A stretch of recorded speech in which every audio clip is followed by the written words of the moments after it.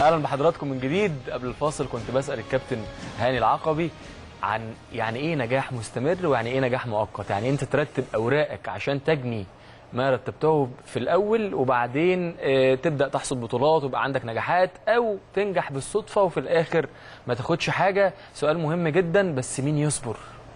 مين يصبر؟ بس لازم عندك الاساس الاول لاي نجاح. تمام. لازم تبقى مرتب نفسك وعارف اولوياتك ايه، وعارف انت المفروض تعمل ايه، والوقت المناسب لاتخاذ القرار امتى، والوقت المناسب علشان خاطر تجني ثمار كل التخطيط اللي انت بتخططه له عشان في الاخر تنجح. تمام. لكن بدون تخطيط ممكن النجاح يبقى مؤقت. بالزبط. لكن لما انت تبقى عارف هدفك ايه ومحدده وعارف الطرق اللي هتوصلك ليه، لا النجاح بيبقى مستمر بعد كده. حتى لو في اخفاقات وارد، لان مفيش نجاح مستمر في الدنيا كلها، لازم يبقى في اخفاقات. بس من الاخفاق ده لازم تطلع منه بنجاح بعد كده. بالزبط. انه يبقى دافع ليك ان انت تكمل وان انت توصل لهدفك. فده بنقوله دايما علشان الناس بس تبقى فاهمه ان مفيش في الكوره ان انت تقدر هتكسب كل الماتشات وتكسب كل البطولات. مفيش، محدش بيقدر يعمل كده. اكبر انديه في العالم بتخسر، واكبر انديه في العالم بيحصل لها اخفاقات. لكن ازاي ان انا من الاخفاق اللي يحصل لي ده اقف تاني على رجلي وابدا افكر واركز وارتب اولوياتي علشان خاطر في الاخر اوصل لهدفي واوصل للنجاح اللي انا عايزه. تمام. هو ده اللي المفروض الناس بس تبقى فاهماه. احنا على فكره ما عندناش مشكله ان النادي الاهلي يخسر بطوله، ده وارد، لكن البطوله دي تتعوض ازاي؟ ببطوله واثنين وثلاثه واربعه. بالظبط. بطوله الدوري تعوضنا عن السوبر، بطوله افريقيا هتعوضنا عن السوبر، الوصول ان شاء الله باذن الله لليابان وتبقى بطوله انديه بطوله العالم للانديه دي بالنسبه لنا ده نجاح. هو ده اللي احنا خلاص لازم نبدا نفكر فيه. الكاس هتبقى بطوله ان شاء الله باذن الله، فما فيش اي مشكله خالص ان انت يحصل لك اخفاق، يحصل لك تعثر، وضع طبيعي جدا بالنسبه لاي كيان كبير ولاي نادي كبير ولاي مؤسسه كبيره. لكن نبدا بقى نفكر في اللي جاي. اللي فات انتهى وخلص وخلاص، وخدنا منه اظن الدروس المستفاده ان احنا ليه حصل كده، وان شاء الله باذن الله انا متاكد ان هي مش هتتكرر يعني. تمام. يعني نروح بقى للكابتن برنس الكره المصريه حسام غالي. طبعا. على فكره الاستاذ عمرو اديب يا جماعه لقى الكوره ضربه الجزاء لقاها الحمد لله، راحت له الاستوديو امبارح. احنا لسه مش لاقيين كوره كوفي والله العظيم، يعني عارف يعني هو الحمد لله ان هو لقاها، كانت الكوره قريبه يعني لقاها بسرعه. احنا لسه بندور على كوره كوفي لغايه دلوقتي. استاذ عمرو اديب طبعا استاذ جميل، وطبعا واجهه للاعلام طبعا دي حقيقه يعني، وكمان يعني ملك التوك شو كمان. بص انا اول ما الاهلي والزمالك بيلعب لازم اروح اتفرج على عمرو اديب على طول، لانه بيبص حاله فريده. يعني اما مثلا الاهلي يكون كسبان وده الطبيعي طبعا استاذ عمرو، يقعد بقى هو ازاي والاهلي لازم يكسب بطولات واحنا المركز الثاني وبص وفين يا جماعه حرام عليكم يا جماعه مش عارف ايه. بص ليس هناك خلاف على ان الاستاذ عمرو اديب طبعا من المميزين في المجال الاعلامي وصاحب مدرسه كتير يمكن مش وراه بعدها، اللي هي التلقائيه، وان انت ازاي تضحك الناس وازاي تعيط الناس وازاي ان انت تعمل اعمال كويسه. ما حدش يقدر ينكر الكلام ده، وليه مواقف كتير طبعا يعني غصب عنه، لان كتير جدا قعد يعيط وقعد يزعل وقعد يتخانق وحرام عليكم وبتعملوا فينا كده ليه، هو احنا ما نستاهلش نكسب. بالظبط. وياما يعني سنين طويله جدا جدا اتكلم يعني بشكل يعني في نوع من الحزن والبكاء، فيعني لما رهيب. وبعدين هو انا بقول لك انا اول ما بيخلص الماتش لازم اجيبه.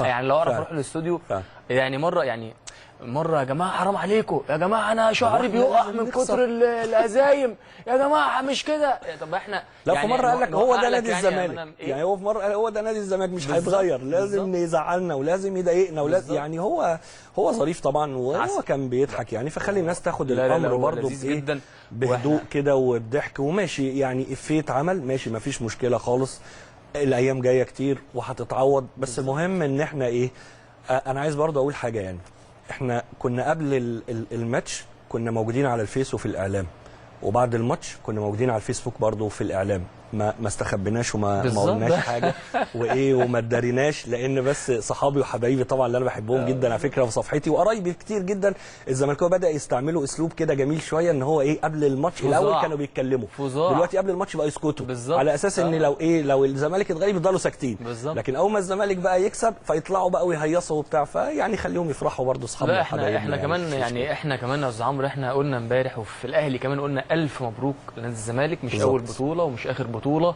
لكن انت ما بتتكلمش على الكابيتان بتاعنا كده، ده برنس الكوره في مصر، وانت عارف حسام غالي يعني. وبعدين يعني احنا غلطانين، انت عمال تقول شعري بيقع والبطولات بتوقع لي شعري، يعني احنا دلوقتي بتقابل كريستيانو وبتقابل ميسي، نسيبك يعني كده ما فيش شعر خالص؟ يعني لازم نسيب لك برضه بطولتين 3. طبعا استاذ عمرو دي طبعا يعني حاجه رائعه طبعا. هو بياخد المواضيع يا جماعه بتهريج، لازم نتقبلها منه. وبعدين احنا بقى هنقعد لك بقى البطولات بقى، احنا قاعدين لك يا استاذ عمرو، فخلاص استحمل بقى. هنجيب لك كوره وكاس عارف وانت ودوري، وهنجيب لك بقى بعد كده كل حاجه. انت اللي بدات بقى يا استاذ عمرو، فاستحمل بقى اللي هيحصل يعني. بالظبط. يعني احنا عايزين نقول للناس ان اللعيبه كلها اصحاب وكلها، ومش عايز اقول لكم لعيبه الاهلي بتعمل ايه في لعيبه الزمالك بعد البطولات، ولعيبه الزمالك بتعمل ايه في الاهلي بعد البطولات، بس طبعا في فرق كبير جدا. واحنا قلنا بقى عايزين يعني الزمالك يعني يقرب شويه من الاهلي في البطولات. انا باركت لنادي الزمالك، قلت لهم مبروك حصولهم على بطوله السوبر للمره الثالثه في تاريخه. فطبعا الناس هزرت والناس ضحكت، فقلت لهم يعني طب انا ببارك، طب اعمل ايه؟ قالوا لي لا ده انت بتحط السم في العسل. قلت لهم طب اعمل ايه يعني ما هي دي مش ثالث مره ولا انا غلطان؟ قالوا لي ثالث مره. قلت لهم طيب خلاص انا ببارك لكم بحصولكم ان انتوا خدتوا البطوله لثالث مره، احنا 9، فيعني لسه الطريق طويل شويه، بس ان شاء الله باذن الله. هو لازم يبقى في شويه فلفل كده يا كابتن هاني، بس يعني ليها حدود، يعني ليها حدود بدون تجاوز وبدون اهانه، حدود اللياقه بتاعت اللي هو او في حدود الادب. بالظبط. يعني ما يبقاش في تجاوز، ما يبقاش في اهانه، ما نغلطش.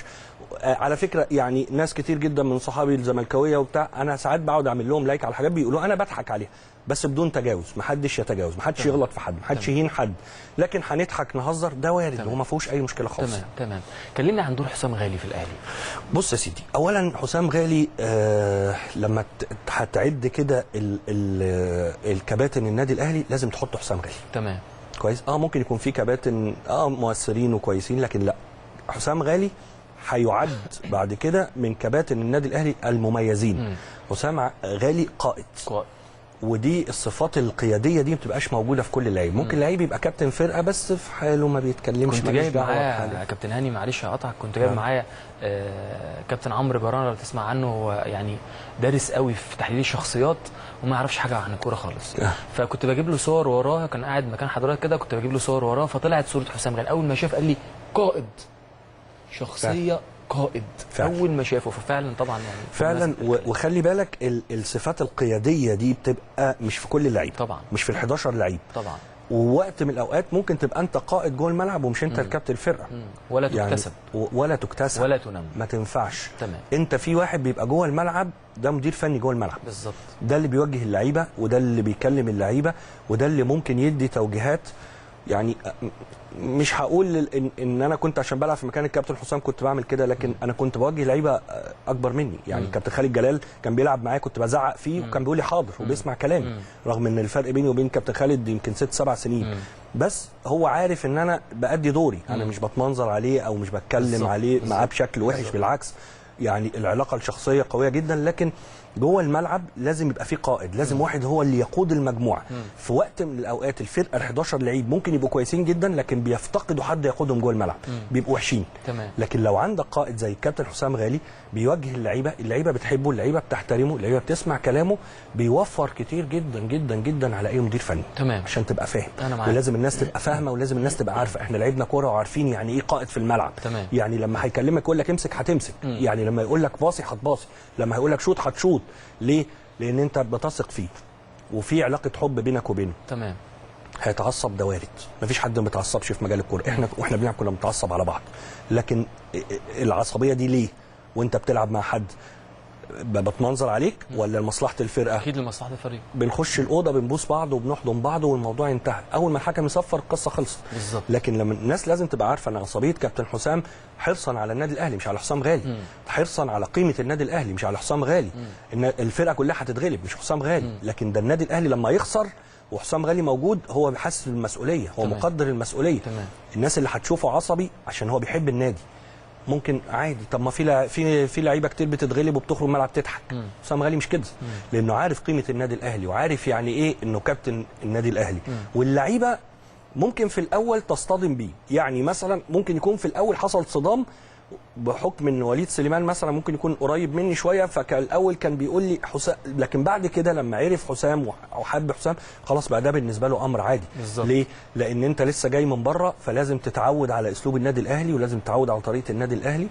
فوضع طبيعي ان ممكن يحصل في الاول وانت لسه مش فاهمه صدام، لكن بعد كده القصه بتختلف بشكل كبير جدا. ده حصري يا كابتن هاني تدريب الاهلي النهارده، يعني دي لقطات كانت حصريه معانا طبعا. ده كوليبالي طبعا، حسام عاشور، مؤمن، السوليه، طبعا كلهم، صالح وعمرو بركات وميدو جابر، جاي، يعني احنا بنحاول نعيشكم دايما معانا في كل الاجواء يا جماعه. اتفضل يا كابتن. بص يعني طبعا ده يا جماعه عشان بس الناس ما تفسروش ان الناس نازله الملعب يعني اكيد مش زعلانين، لا هو يعني مش زعل، هو ناس بتحمل مسؤوليه، مقدره المسؤوليه، اتغلبوا فحزنهم وزعلهم على ان النادي الاهلي خسر بطوله. بالظبط، ده طبيعي، ليس اكثر يعني. لكن اول ما هيبدا التمرين ولو شفت لقطات هتلاقي خلاص الامور كلها خلصت. هتلاقي الوقفه دي دلوقتي ان كلام الكابتن حسام وكلام الكابتن ايوب وكلام الكابتن سيد خلاص اللي فات انتهى، احنا بنركز، عندنا مباراه، عندنا انا متاكد ان لو جبت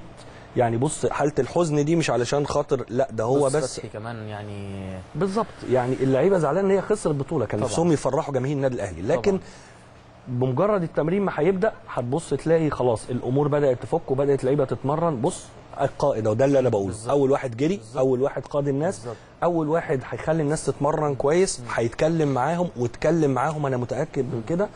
فالقصه يا جماعه مختلفه، يعني لازم تبقوا فاهمين النادي الاهلي في اسس وفي قواعد وفي مبادئ وفي حاجات بتتوارثها الاجيال جيل بعد جيل. كابتن حسام خد من لعيبه كبار وشاف ولعب مع كابتن هادي وكابتن وليد ولحق لعيبه كبار فتعلم منهم وخد منهم كتير عشان نبقى فاهمين بس وعشان نبقى عارفين ان الامور خلاص المباراه وانتهت وخلصت، وكل تركيز الناس دلوقتي في الدوري، في المباراه الجايه والمباريات حتى اللي بعدها برضو صعبه جدا. عندك اسماعيلي، بعدين مقاولين، بعدين دجله، بعدين الداخليه، خصوصا ان الوقت قليل، هتلعب كل تقريبا 3 ايام مباراه. جمهور كمان يعني حتى ما معكش الحافز بتاعك، الروح بتاعتك، السلاح بتاعك اللي هو جمهور الاهلي طبعا في ظهره دايما. طبعا دي حاجه بتبقى سلبيه جدا. ان شاء الله يا رب نتمنى ان الجمهور يرجع، ويرجع بقوه كمان، ولو حتى يعني عدد محدود، بس نتمنى رجوع الجماهير ان شاء الله باذن الله. ان شاء الله. يعني شايفين كان احمد فتحي بيجري بجزمه تدريب، يعني مش جزمه كوره، يعني دليل على طبعا ان هو ممكن يبقى خارج المباراه. حجازي كان بيجري عادي جدا مع الفريق، لكن الروح. سالت السؤال امبارح يا كابتن هاني، قلت انتوا اللي عودتونا على كده، طمعتوا الجماهير، انتوا اللي غلطانين بقى ولا الجماهير اللي غلطانه؟ خلاص انتوا عودتوا الجماهير ان الاهلي هو دايما في المقدمه، خلاص هو اي حاجه بتترفع دوري، كاس، سوبر، مش عارف ايه اللي بيرفعها اهلاوي.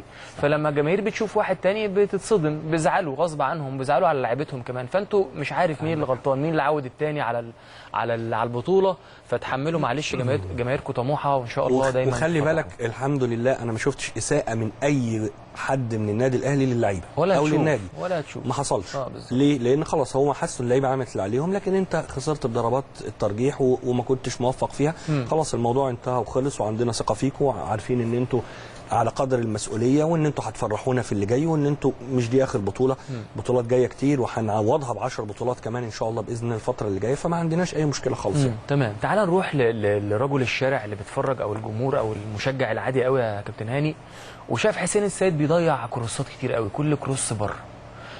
وواحد تاني يقول له، يعني انا بكلمك في مثلا في حوار 2 قاعدين بيتكلموا مع بعض، يا عم كان علي معلول نزل، هو يقول له يا عم طب ما حسين ما علي معلول قبل كده لعب وبرده جات له كور سهله، بيجي يرجعها للخصم. شايف ايه؟ خلينا بس اقول حاجه، علشان انا يعني الفتره اللي فاتت عمال اقولها يا جماعه، وانت بتتفرج على المباراه، الناس اللي لعبت كوره والناس اللي مرنت لازم يبقى وجهه نظرها مختلفه شويه عن الناس اللي قاعده. عشان كده بسالك بالظبط، بتتفرج على المباراه في كافيه او قاعد مع اصحابه، لازم يبقى في الرؤيه الفنيه مختلفه طبعا. وانا ما ينفعش لما اطلع على الشاشه واكون راجل لعبت او بدرب ان انا اتكلم زي الجمهور او زي المشجع. بقول كده ما ينفعش، لازم يبقى في اختلاف. لو المشجع معلش لازم تتدخل، يعني لو لقيت رجل الشارع بيتكلم احسن منك، حضرتك قول له شكرا جدا، تعالى اقعد مكاني. بالظبط، لازم يبقى مختلف ومقنع، ولازم تبقى انت عينك وانت بتتفرج على المباراه ما تتفرجش مشجع. طبعا. انت بتتفرج اولا على الفرقتين، تمام. لكن المشجع بيتفرج على فرقته بس، تمام. فلازم تبقى عارف كويس الفرقتين نقاط القوه ونقاط الضعف، تمام. لازم تبقى عارف طريقه لعب الفرقتين، تمام. لازم تبقى عارف الظروف بتاعه المدير الفني اللي هو ممكن يكون اتحط بيها. تمام. هو اكيد الكابتن حسام عمره ما فكر في لحظه ان عبد الله السعيد واحمد فتحي في 5 دقايق الاثنين هيصابوا. تمام. مش ممكن يكون فكر في كده. طبعا مش ممكن يكون فكر ان محمد هاني ممكن يكون اجهد شويه في الاخر وتعب. بالظبط. مش ممكن هيفكر ان وليد سليمان ممكن تحصل له اصابه في الاخر ما يكمل. دي عوامل خارجيه اكيد طبعا، بالظبط، دي متغيرات وهو تعامل معاها وخلاص والامور عدت. وبالعكس ده انت بعد التغييرات كنت هتكسب في الدقيقه 88. لكن وانت بتتفرج لازم الناس تبقى فاهمه. حتى بزعل جدا لما بيطلع ناس تتكلم في التحليل الفني، بحس ان هم بيتكلموا زيهم زي الناس اللي كلام محفوظ، الاهلي لما يكسب هنقول كذا والاهلي لما يخسر هنقول كذا، الزمالك لما يكسب هنقول كذا والزمالك لما يخسر بيتكلم على التحليل الفني. محدش بيقول ليه الاهلي كويس بالظبط، او ليه الزمالك كان كويس، او ليه الاهلي كسب، او ليه الزمالك خسر. لا، محدش بيتكلم في الامور الفنيه. الوضع مختلف لما تكون بتتكلم. يا جماعه الناس اللي بتطلع على الشاشات، الناس اللي بتبقى قاعده في الاستوديوهات، يا ريت تكلمونا كلام فني، بلاش الكلام بقى بتاع يعني قول لي الاختلاف بقى بين علي وحسين. بص، طبعا المدير الفني كويس بيبقى في وقت من الاوقات عايز يشوف اللعيبه قدامه بالظبط كويس. عندك احمد ممكن ما يكونش موجود، عبد الله ممكن ما يكونش موجود، لكن انت شايفهم قدام عينيك برضه. حجازي ما كانش موجود بس انت شايفهم وهم بيلعبوا. تمام. معلول حتى اخر مباراه ما لعبش وبقاله فتره كبيره ما كانش متواجد مع الفرقه، وحصلت له مشكله في دخول الامارات، فقعد فتره كمان بعيد عن العين وبعيد عن المدير الفني. طب لو هو جاهز يا كابتن هاني؟ هشوف حاله الملعب، وانا مدرب هشوف في الملعب هل عبد الله هل علي معلول هينفذ لي اللي انا عايزه؟ هل حسين السيد هو اللي هينفذ لي اللي انا عايزه؟ هل صبري رحيل هو اللي هينفذ لي اللي انا عايزه؟ حسين يكون بدا مباراه القمه السابقه والاهلي كسب بيه 2 وزي الفل، مفيش اي مشاكل. انت عارف الانتقادات بس بتحصل ليه؟ ساعات تلاقيه ما بيبقاش موفق. بالظبط. يعني حسين بذل مجهود كبير جدا جدا جدا، وصل بذل مجهود رهيب، لكن ما كانش موفق. بالزبط. فالناس لامت عليه ان انت، او لامت على الكابتن حسام ليه علي ما لعبش. ايوه، لو حسين كان كويس وعمل الكورسين 3 دول كان ممكن الوضع يختلف، يبقى عالمي، لانه ما فيش حاجه اساسا كان قافل. خلي بالك انت مدير فني لازم تبقى متوقع كده، وساعات بتنزل التغيير ممكن ينجح وممكن ما ينجحش. عشان كده بنتكلم الناس، بنفهم رجل الشارع العادي البسيط الجميل الطيب، بنقول له ان حسين السيد وصل كتير جدا. حسين السيد هو يعني خلاص كان في سوء توفيق معاه ان هو بيعمل كروسات بتطلع بره، لكن حسين السيد كان قافل حتته تماما. حسين السيد وصل كتير قوي عند مرمى نادي الزمالك، يعني لو كروس او 2 كان عملهم صح كان الموضوع اختلف. زي اجاي بالظبط، عمل مباراه كبيره لكن ما جابش جول. ده السؤال اللي انا عايز اساله لك كابتن هاني، الاهلي محتاج فرود ولا محتاج هداف؟ بص، انت طبعا برضو من المتغيرات اللي حصلت لك غصب عنك اصابه مروان. مروان كان بدا في فتره، يعني الفتره الاخيره ان مستواه يزيد وان هو بقى خلاص، كان ما شاء الله عليه. وخلي بالك انا بتكلم على مروان من هو عنده 18 سنه. مروان محسن واحنا بنمرن بتروجيت رحنا اتفرجت على مباراه للناشئين، كان عنده 17 سنه. رجعت تاني يوم قلت الكابتن مختار لازم يبقى موجود. قال لي ده صغير. قلت له طب بس حضرتك اتفرج عليه وشوف. بعديها بشويه لعبناه مباراه اتأيد في افريقيا، ولعبناه مباراه بتروجيت الصفاقسي في تونس. المباراه كانت صعبه جدا وكان هايل. انا كنت شايفه من هو عنده 17 18 سنه ان ده هيبقى اللي بعد عماد متعب. فبختك وحش ان هو اتصاب، بختك وحش برضو ان انت يعني عمرو جمال قعد فتره كبيره جدا مش موجود مع المدير الفني، وكان في بطوله العالم العسكريه وقعد فتره فخلاص بدات تبقى جاي. لكن اظن ان اجاي برضو ما هوش المهاجم الاساسي او الفرود الاساسي. طبعا انا وجهه نظري ان لو جه من تحت كان يبقى افضل، كان يبقى احسن. علشان كده يمكن كان لومي للكابتن حسام، لكن هو الادرى، وهو طبعا اللي بيشوفه هذا ليس نقد ولكن رؤيه وجهه نظر. ان انت لما كان عبد الله السعيد تعب قلت الكابتن حسام ممكن يرجع اجاي هو اللي تحت شويه وينزل عمرو جمال يبقى هو المهاجم الصريح. كنت متوقع كده، لكن الكابتن حسام هو الادرى وهو اللي شايف طبعا. وهو اللي برضه حاسس باللعيبه، بدليل ان اجاي كان هيجيب جول في الدقيقه 88 بالظبط. ولو كانت جت خلاص بقى الكابتن حسام وبقى التغييرات وبقت القصه وبتاع. لكن دايما زي ما بنقول كده المدير الفني هو اللي بيحاسب على المشاريب. يعني ممكن تعمل تغيير تبقى موفق فيه فيكسبك، او تعمل تغييرات تكسبك، او تشكيل يكسبك، بتبقى احسن مدرب في العالم. ممكن في نفس وانت مختار صح والتشكيل صح وفرصه تضيع بتبقى للاسف انت كان المفروض تعمل كذا وكان المفروض تعمل كذا. لو الكوره دي كانت علينا في منتخب مصر وضاعت قدام الحضري، كنا قلنا شوف بص عفاريت الحضري ضيعت وجنش بيعمل عفاريت كمان. جامايكا يعني جنش ليه جامايكا كمان. الكوره غريبه قوي. هي الناس بس بتهزر وتضحك، لكن ما فيش حاجه اسمها جامايكا. اصل هي لو قصه بالسحر يبقى انت مش هتكسب اي حد في افريقيا خالص. يبقى المغرب هياخدوا بس العفاريت يعني بتلخبطك. ما فيش حاجه اسمها بتلخبط، هي في حاجه اسمها ان انت بتجتهد بتتعب بتاخد بالاسباب. بس في مدربين مؤمنين بالموضوع ده. بص يعني كتير. انا بستغرب. طب يا جماعه يعني طب انت هتعمل سحر وهتعمل عمل، طب ما السعوديه فيها الكعبه. في مكان تاني افضل من كده. طب ما اللعيبه ما تتمرنش وتروح تقعد في الكعبه وتصلي وتدعي ليل نهار، ما بياخدوش كاس العالم ليه؟ ده مش عارفين يوصلوا. لكن هي القصه فيها اخذ بالاسباب، تاخد بالاسباب هتبقى كويس. بتجتهد وبتتعب وبتلتزم، يبقى عندك تركيز وعندك روح والناس كلها على هدف واحد، ربنا بيوفقك وبتكسب. الامور بتخرج بره هذا النطاق، انسى. حتى لو انت قعدت تعمل في اعمال لغايه من هنا لغايه السنه الجايه، الكلام ده يعني بعيد عن الكوره، بعيد عن المفروض ان احنا نفكر فيه. تمام. طب ما نعمل عمل بقى لكل اللعيبه وهنكسب كل البطولات. تمام. ما نكسبش كل البطولات ليه؟ تمام. كانت الموضوع يبقى سهل يعني. انا معاك. لو الكابتن هاني العقبي دلوقتي قاعد مع كابتن حسام وقاعدين قاعده كده، وكابتن حسام بيسالك نبدا بمين مهاجمين، نبدا مين مدافعين، شايف التشكيله ازاي؟ وده العادي اللي بيحصل يعني. هو بيقعد طبعا يعني يستشير الجهاز بتاعه. شايف ان الانسب للمباراه مين؟ مباراه الاسماعيلي طبعا يعني هيبقى سعد موجود. سعد كان نجم اللقاء البارز، وبرغم ان هو يعني كان بقاله فتره برضه ما لعبش، ويمكن هناك ما لعبش، لكن جدعنه سعد بتخليه جاهز فعلا، وروحه وقلبه وتحس ان هو انسان يعني فعلا. انا بقول لا، هو خليفه وائل فعلا، ويمكن هو حتى بيمتاز شويه بالسرعه عن وائل الجمعه، لكن روحه وقلبه وجدعنته وحرصه والروح القتاليه اللي هو بيلعب بيها دي بتخليه كويس. انسان نقي جدا كمان. بالظبط. خلي بالك في وقت من الاوقات الامور الفنيه بتتعوض شويه بالروح والقلب والحماس. يعني ممكن تبقى سنه مثلا عندك مشكله في الباص، سنه عندك مشكله في المراوغات مثلا، او الحد مثلا يرقصك او يعدي منك، لكن بتعوض دي بايه؟ بالروح والقلب والجدعنه والرجوله والعزيمه والاصرار. بالظبط، بتعوضها لك. فانا شايف ان سعد تقريبا، محمد هاني ما اعرفش القصه، ممكن لو هو كويس هو اللي هيبدا. ممكن الكابتن حسام يريح حسين، ليس علشان خاطر كان سيء، ولكن علشان ما يفقدش ثقته في نفسه. وبرغم ان الكابتن حسام انا متاكد ان هو هيصمم وهيلعبه، لان هو حاسس ان هو عمل اللي عليه. ممكن يكون ما كانش موفق، لكن ممكن يلعبه بشكل كبير، واحساسه ان هو ممكن اللي هو يبقى اجهز الفتره دي من علي معلول. طبعا في قلب الملعب اظن ان هيبقى حسام غالي وهيبقى حسام عاشور. الثلاثه اللي قدام هيبقى وليد وهيبقى مؤمن، وممكن صالح جمعه هو اللي ممكن يبدا بوليد ومؤمن، يعني ما يبقاش في دور لعمرو بركات. لا، ميدو جابر. ما عشان كده بقول لك اللي يعرف كابتن حسام كويس يعرف ان هو ما بيغيرش. كابتن حسام عنده قوام ثابت، بيغير في لعيب او اثنين او ثلاثه بسبب ايقاف، بسبب اجهاد، بسبب اصابه لا قدر الله، لكن مش هيغير طريقه اللعب واسلوب اللعب. لان عاده كمان المدير الفني بيحس ان اللعيبه دي خلاص هي خدت الثقه وبدات ولعبت، وبقى الفتنس بتاعها افضل واحسن من اللي لسه ما لعبش. لكن دور اللعيبه دي ممكن يبقى تلت ساعه، نص ساعه، شوط، لغايه ما يبداوا بعد كده يدخلوا ويبداوا يجهزوا.